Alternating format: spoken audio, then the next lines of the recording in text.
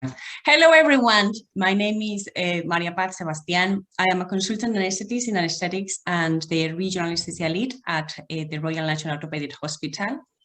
I am also a member of the RA-UK board and the lead for diversity, equity, and inclusion. The 8th of March, as you know, we celebrate the International Women's Day to commemorate women's achievements, to raise awareness against bias and take action. And we know that in the business world, many studies have demonstrated diverse teams improve problem solving and the ability and improve also business success compared to more same homogeneous teams. In healthcare, a diverse workforce is even more important because that will mean a reduction in healthcare disparity and improve patient outcomes. RA-UK would like to help the next generation of women to take up positions of leadership and influence in regional anesthesia and to support this change. And to talk about all of this, I am meeting today with some of the most valued professionals in regional anesthesia, in pain, in POCUS, and research. We hope that our chat will empower other women anesthetists to do whatever they want within our profession and help every one of us to recognize and challenge bias when we see them, because this is a journey that we need to walk all together. So I would like to welcome Rosie Hogg. She's a consultant anesthetist based at the Belfast Health and Social Care Trust.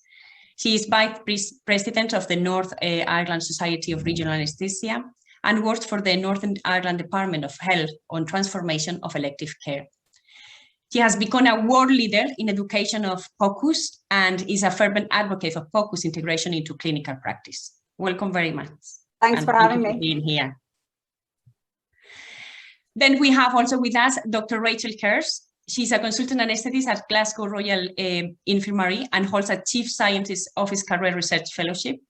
She's an honorary clinical associate professor, and she also leads the Regional Anesthesia UK Research Network. He's also involved in over more than 1.5 million of funding for different projects. Thank you, Rachel, for being here. And we have with us too Dr. Alma Tottengal. She is a consultant anesthetist and the pain management at Kent and Canterbury Hospital. She is a world-renowned leader in pain management. She is the pain lead of London Society of Regional Anesthesia, ISURA, certified lifestyle medicine physician and winner of multiple awards on leadership, research, and academic. She's also the most recent member of RA-UK board. Thank you all for being here. It's a pleasure to have you. Thank you, Maria, for having us. So, as you see, regional anesthesia, pain, POCUS, and research is not that boys' club that they say, but as you know, well, the proportion of women that access medicine in UK is increasing, and in 2019, 50% of the anesthetic doctors in training were women in the UK. This number has decreased to 32% for consultants' roles. The underrepresentation of women in a consultant level is even higher when we talk about surgery specialties, where women only represent 13%. Obviously, we don't have accurate data regarding people who do regional anesthesia, but regional anesthesia is a highly procedure-based specialty, and it has been seen that can push away some women. So I would like to ask all of you if you really think that regional anesthesia POCUS research in regional is a boys' club, as they say. What do you think about that? Well, I think it's obvious to see today that it's not. I think this is something that maybe has a sort of historic bias. I think to say that there's not enough women in any specialty in anaesthesia is correct. And there's a multitude of reasons for that, but there are a lot of people from all walks of life who are interested in regional anaesthesia. And it's just about bringing people forward and encouraging and mentoring people to feel that they belong. Definitely. Yeah, I totally agree with that, Rosie, because any specialty, if you have the passion for that particular specialty, you will come through. And it is not like one particular specialty is meant for boys and another specialty is meant for girls. It's about what you want to achieve in your life, how much you are willing to work for it and go forward. So there is no barriers actually, other than your own barrier in your mind to think that this specialty is for boys. I truly, truly enjoy being a regional anesthesia and pain specialist as a woman. I think I agree. I think the mentoring thing is key as well. I think Rosie was spot on when she said that we need to help the next generation of women to come through and to realise that they can do it too. If they want to, they don't have to. Nobody's going to make anyone do anything. So it's all about choice, isn't it? And the freedom to make that choice and the ability to make that choice. Feeling that you can do it and that there are people that have done it before you. Yeah, definitely. So please, everyone that is listening, regional anesthesia is not just a boys club. We are here and we all can do whatever we want to do. So another thing that I would like to chat about is about this less confident that sometimes, you know, women show. And there are some studies that has shown that females can report less confident, but and this is despite they have exactly the same getting the same outcomes, or even better outcome in some studies, even in surgery. And we are also, unfortunately, perceived as that we are also less confident. And I would like to talk to you about one study that I read, and it was really shocking because it's something that probably has happened to you before, but is just seen on paper. They asked, it was about the medical decision making, and they asked almost more than 280 anaesthetists about talking about the same, giving the same advice. It was the same one for everyone. So participants found that men has confidence in reliance of their advice, and that competence was completely assumed, regardless if the men anesthetists was in lower levels of training or very experienced. However, for women, the competence was also shown, or was also detected, if the patient was very experienced. So that means that probably we also are perceived like less confident and competent in our early stages of training. Could be this less, the combination of feeling that we expose less confident, but also that we are perceived as less confident, that, you know, we are not training women in the same way as we all do with their male colleagues. What do you think about that? Could that influence something that we can do about that? So I think that this goes right back to the start. This is a societal construct of how women should behave. So if you, I don't know if anybody saw the thread on Twitter recently about the t-shirts in Primark. So you go into Primark and all the girls t-shirts say, be nice, be a good girl, be kind, be happy, all these kind of things, smile more. And all of the boys t-shirts say brave, explorer, and things like this. So from a very early age, society expects us to behave in a certain way. And we see this again and again if you look at female leadership, that you're expected, and again, it comes through in the study perfectly, you're expected to show competence by being confident and saying, I believe in this. But, you know, as women, if we are confident and show those kind of leadership skills, you're called bossy or intrusive and things like that. So a lot of this is actually societal rather than what just in medicine, and this goes all across not only, you know, STEM subjects as well, but through into business as well. I don't know what Rachel and Athna think about that, but, you know, I feel that this starts from kindergarten right the way up. I could not agree more. You're absolutely right. It's societal. This is ingrained in us. It's part of our culture. You trust the older male person. That's who should be the doctor or the pilot or the lawyer, whatever. That's what you're taught to think from a very young age, and it's really, really, really hard to get rid of that. I'll never forget the time I think I was the just just appointed consultant, and I had a medical, not a medical student, a school child on work experience. So they were still at school, they weren't at university, and we went to an arrest or went to review a patient or something, and the visiting team asked the male school kids for, you know, their opinion. It was so funny. I mean, it was actually hysterical.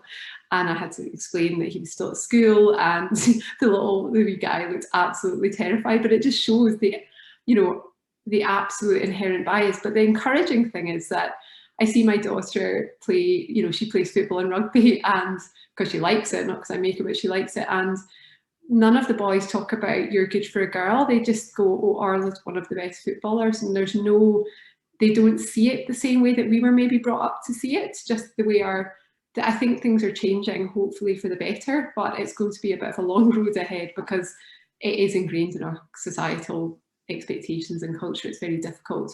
That doesn't mean it can't be overcome. It just means it's you know, it's tricky. Some of that's difficult to overcome. I think Rosie and Rachel, they both, you know, raise that very important aspect of it. It is societal, it's cultural thing as well, but also it is at a personal level as well. When you face with something like that, either you can give in or you can overcome it. That is our choice. You know, there is nothing like this is for boys, this is for girls, but we need to respect the fact that definitely human physiology for male and female are completely different. For the same situation, how we react or how we find a solution is going to be different as well, because the male brain think differently and female brain think differently as well. I'll tell you a very funny example from my own experience. When patients come to my pain clinic, when they see the surname Totungal, they come and say, we were expecting a male consultant. So I say, no, I am the consultant. And they ask me, are you really a consultant? So I have to like make it as a joke. And they say that, yeah, thank you very much. If you're saying I'm looking very young to look like a consultant. No, I am a female consultant. So you can imagine how that perception in the society, like a consultant has to be a male, is there. People perceive it that way. So I think people like us who is now in the arena to prove to everyone, or who is hesitant to think that we cannot come forward to break these barriers, it is important that we have to give that message. No, we can achieve that. There may be societal barriers, there may be cultural barriers, but we have to start somewhere to break these barriers down. And I think it is important that organizations like RA-UK are bringing this as one of the important aspects of their future forward. Well, yeah, it's very important. And it's great that, Rachel, that your daughter is playing football and rugby and she doesn't, you know, feel like she is outside. So that's great, and bring us on hope that probably things will take with time. Yeah. Also, I would like to tell you, the next one is like, you know, females, obviously, we realize that, and RA-UK is working really hard on that, is underrepresented in many of the leadership positions, board committees, editors, journals, speaking roles in meetings, and even in award recipients. But this is not because we are like, there's a lack of witness, because people people will think, well, maybe they don't want to be there. Well, we did run a survey among RA-UK members, and we found out that the same number of women and men were willing to reach those positions in regional anesthesia and to do fellowships. So why is this gap? What can we do to try to, you know, step up women to leadership and positions, if it's what they want, and it looks like it is? Nope. Maria, Pat, find about another 4 hours in the day. That would be really handy. Yeah, like, you know, I think the problem that, you know, studies show again and again that women are much more likely to take lower level positions in their department. Oh, yes. They're much more likely to take on the lower role, the role that's not paid, the role that they feel they need to do. You know, there's a study out in the last couple of weeks to say that there's, you know, many more requests on an electronic medical record in the States to female physicians as compared to male physicians. So the burden is already there. And, you know, we kind of have to address the elephant in the room as well. Women are much more likely to be caregivers. And I'm not just talking about children. We are the sandwich generation. You know, we are looking after elderly relatives.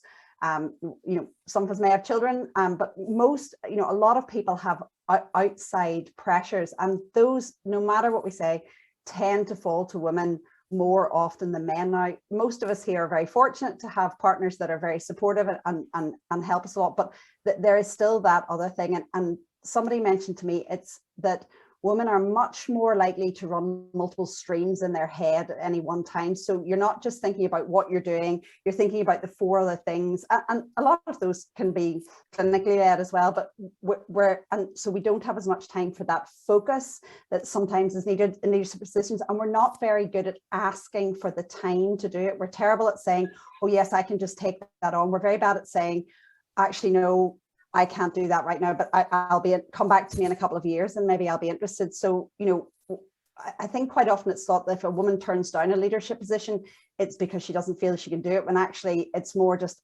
it's not right for me at the minute, but, you know, come back around to me again. And I think that's, you know, there's definitely that middle career generation that's quite lost. And COVID has massively, you know, extended that. People who were engaging in academic or leadership roles have had to possibly take a step back. And now it's difficult to get back in once you step out. I totally agree with that, Rosie, because it is actually 2 ways. It is not only the societal barriers, but also personal barriers as well. Because many women physicians, once they have a break or they step sidewise for other reasons, like as a caregiver role, they think then that is the way forward. They follow that path rather than thinking, I should achieve my full potential. I can come back. Personally, I had nearly 3 or 4 career breaks for my children, to look after my mom, my husband, you know, various other family reasons. It doesn't mean that you follow that path alone. You can always come back. And even in the society, the organizational level, if I say that, okay, I think I will be ready in 2 years' time for this role rather than now, they perceive it as a negative mark rather than thinking, yes, that person has got the capacity or the talent for it. This is their personal, you know, position at this point. That is also important, you know. So this is where the equality should come in, because we need to acknowledge the fact that as women, we do fulfill various roles, not like your, you know, male counterparts. So we need to consider those things as well when we are saying, okay, if a female takes into the position, they may need to give some of their time for other roles as well.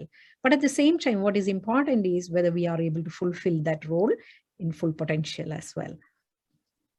It certainly requires tenacity, doesn't it? If you have a career break, you lose momentum. You may be, you know, on a bit of a roll in whatever you're doing and really progressing and achieving what you want to achieve. And then if you have a year off or 9 months off or whatever it is for, you know, maternity leave or other leave, whatever it happens to be, it can't do anything but interrupt that momentum. It is just more, and it is more difficult to get back on it. I don't think there's any doubt about it, as it would be if you had 9 months off with ill health, if, you know, no matter, you know, who you are. So it's just a bit of a fact, of a thing that happens, and it's, as Athma said, it's how you deal with it and whether you want to carry on and pick up where you left off and try and gain momentum again and gain traction. But that requires perseverance and tenacity, and it is more difficult than if your pathway just continued on its previous trajectory or pathway, I guess. So yeah, I think there definitely are barriers, but it's how we deal with it and how we as organisations support people that want to do it. Because as I say, it's all about choice. If you don't want to, that's absolutely fine. But if you do, then it's recognising that, you know, you've got a lot to contribute, and just because you're, you know, you've got a brand new baby and you're not absolutely full on it right now, it doesn't mean that you won't be. And we don't want to lose these women and discourage them at that point. You want to find ways to welcome people back and try and not lose their input. Yeah, definitely. And that's so important. So I cannot agree more with what you have said, the support that we should be getting. Because obviously, if, you know, a woman coming from a maternity leave or from any other break would like to, again, you know, go on that pathway, probably is very much committed, you know, to really reach what he wants. And we do have to support, and maybe we do have to be more flexible and change the way that things are being done, you know, just to accommodate, you know, all of those women that would like to come. So definitely. I think it's really important. Oh, sorry, Athmai, go on.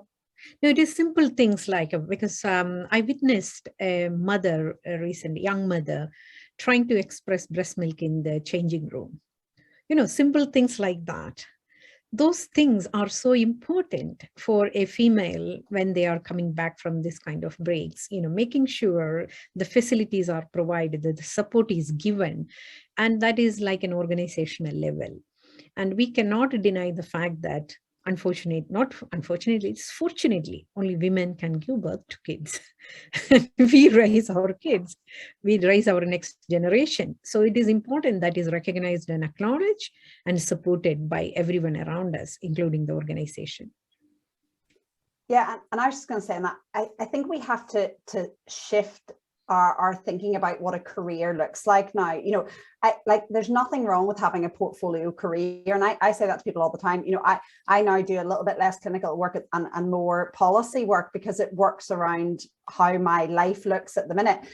My job plan looks nothing like it did 5 years ago, and it looks nothing like I did when I started as a consultant, and it'll probably look completely different again in 5 or 10 years. And I think we have to get away from this thought of you become a consultant and then you know, if you want to go down the academic route, you know, you'll become this and you'll do this, and that there's no problem with stepping in and out or doing something different. You know, I'll put my hands up and say I've had 2 pregnancies. I lost nearly all my anatomy knowledge during this, and when I came back I had to start again and revise all of that, and to a lot of people that's very, very daunting. But to me, doing something that I love in regional anesthesia, I thought, right, okay, you know, and it came back. But those kind of things can give you quite a big knock, and if you haven't got a supportive culture around you to say, come on, you know, yeah, come and write this paper with me, or let's do this, or that, you know, if you haven't got that supportive culture around you when you're either coming back in or you're starting off, then it's very easy to be discouraged. And especially if you're working in a place where,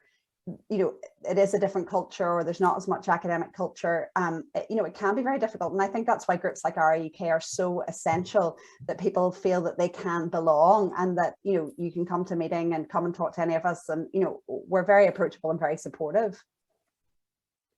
Yeah, so important. So yes, here we are. Please come, join. Okay. And what about the role models? So in the same survey that we did, role models. Well, obviously, women rate 11 of the 14th barrier, highest than in a higher proportion than men, but role models were one of the things that were scored the most. So is really important, and I think it is what we are saying. No, you have to see what you know, that what you want to do is there. But what do you think? I don't know whether it is the right word in my kind of perception to idolize somebody or keep as a role model. You are your own role model because you make your own destiny.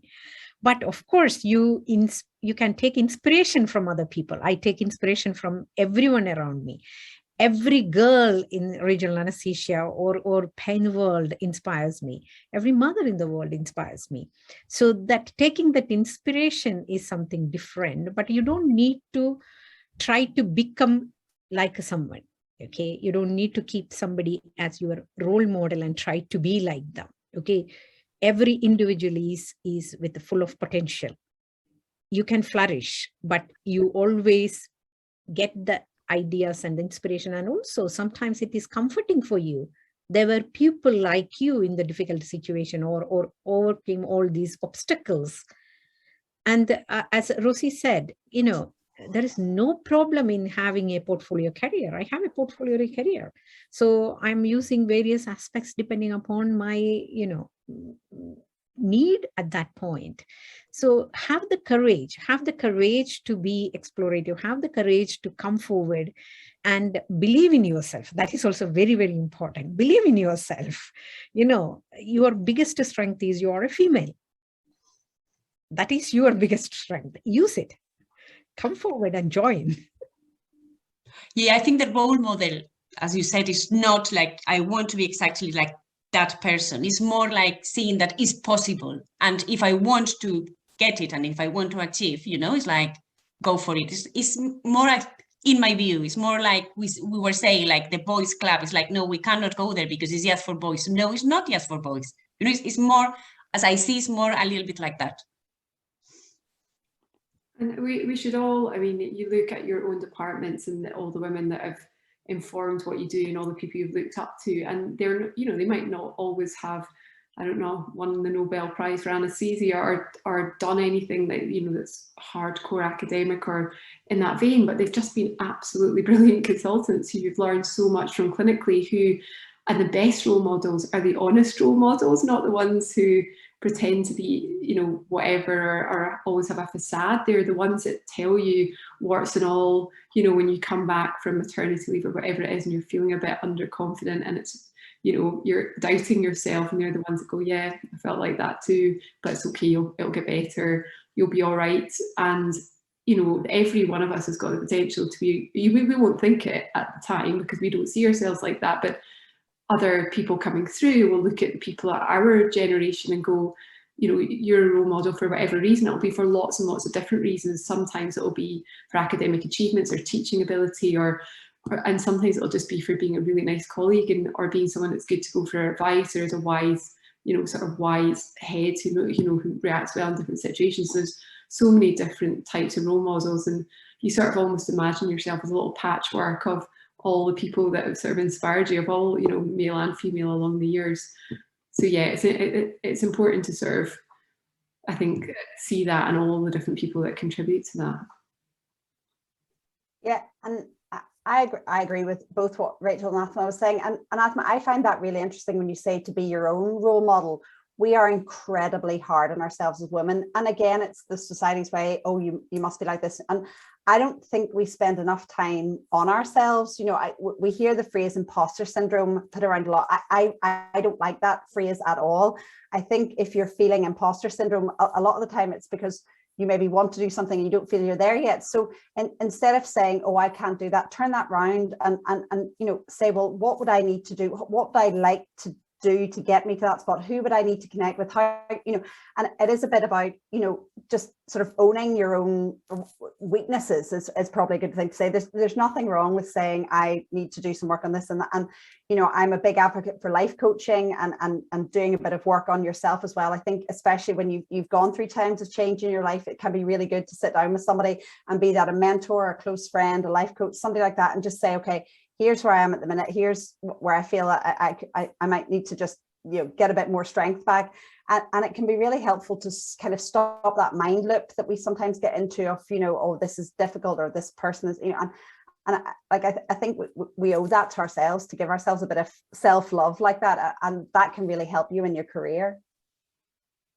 It is very important, you have to make your own destiny. There is no one other than you who is interested in your own career making, or what you want in your life. Basically, whatever you want to achieve, it is up to you. So the self-beating nature of our women, that has to go. We can achieve what we want to achieve.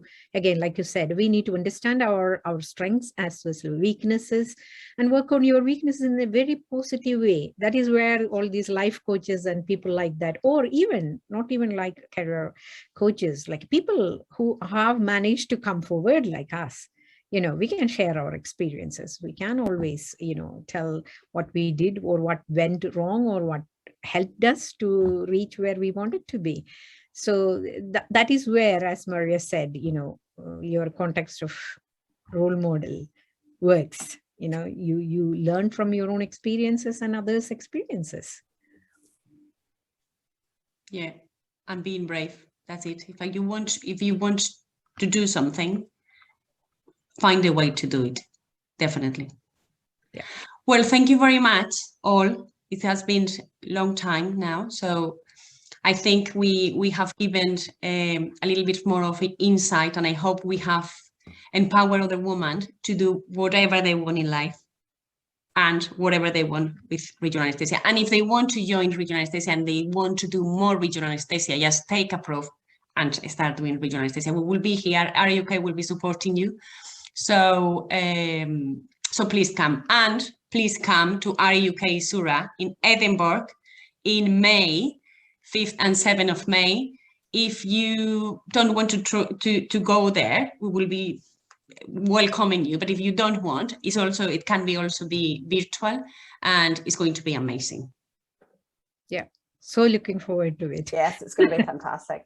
And please come if you can come. And I'm really pleased that virtual conferences have opened up. You know, there's much greater attendance from not just women, but all people from, you know, from a real diverse attendance at a lot of virtual meetings. But, you know, don't forget that, you know, you get so much from coming to a meeting, especially, you know, in that networking and things. It's not as easy virtually. So if you can come to Edinburgh, please do, and come and talk to any of us at any point. Yeah, nothing can replace human touch and human interaction. Come and join us.